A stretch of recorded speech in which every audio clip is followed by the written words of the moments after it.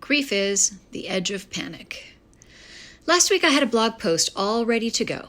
Before posting it, I decided to take advantage of the sunshine and grab lunch to go and take the dog to the dog beach. After picking up my lunch while wandering to the beach, I had a fleeting thought. I love my life.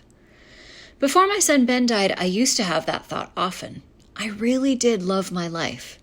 Since he died, I've thought it twice. That was the second time. So I was thinking about writing a blog post about that, and then enjoying the feeling, however fleeting it was. And then I fell down the stairs on the way to the beach. I fell really badly, to the point I couldn't walk, and my body went into shock.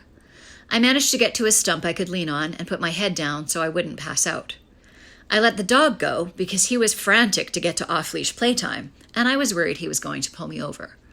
I had nothing in me to give him, so letting him go play while I figured out what to do seemed like a good idea. I texted my daughter to let her know I needed a ride home and gathered myself. I couldn't see the dog from where I was, so I hobbled to a log further onto the beach so I could see him and put my leg up. As I sat there, crying from the pain and shock, I noticed that the message to my daughter hadn't gone through. I waited and checked again. Still no. She's a millennial. Her phone is always with her and never off, but the message was not going through. I called her. Her phone would only FaceTime, and she wasn't answering. That must mean, my panicked brain told me, that something was catastrophically wrong. I could not deal with that.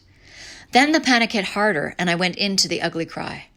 What on earth was I going to do, and how was I going to survive if something had happened to her? Then I realized I couldn't see the dog. I hobbled further onto the beach and still couldn't find him. So my thinking became, something catastrophic has happened to my daughter, and someone has stolen the dog. And if something catastrophic hasn't happened to her, I have to tell her the dog is gone. So there I stood on one leg, looking for the dog, begging the message to go through, trying not to faint. And the thought hit me. I just want my life back. That's a thought that comes to mind often. I just want my life back. And I can't have it. Ben is gone, and life means learning how to live with that. Missing him, building memories without him, carrying on in a life that still doesn't really fit. It struck me how tenuous all of that was, how easily I could hit panic. I never felt panic before he died. I knew everything would be okay. Now I know that can change in an instant, and you have to start over. On the beach, in that moment, I couldn't see how that was possible. How could I again start over?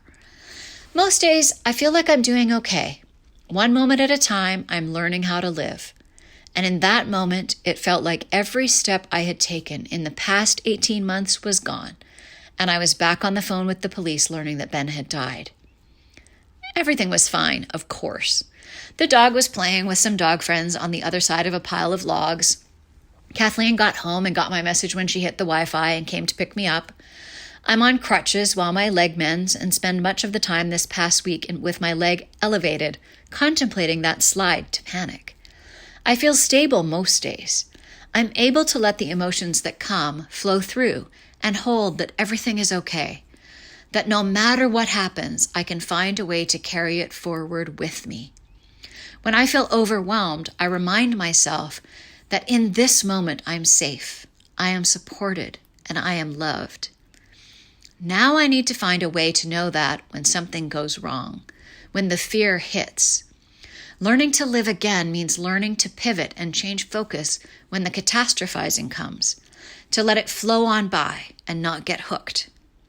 What do you do when the overwhelm comes? If the stability you've built on your grief journey falls away, what's your go-to? The more we talk about it, the more we can see that what we are experiencing is normal and that we are not alone.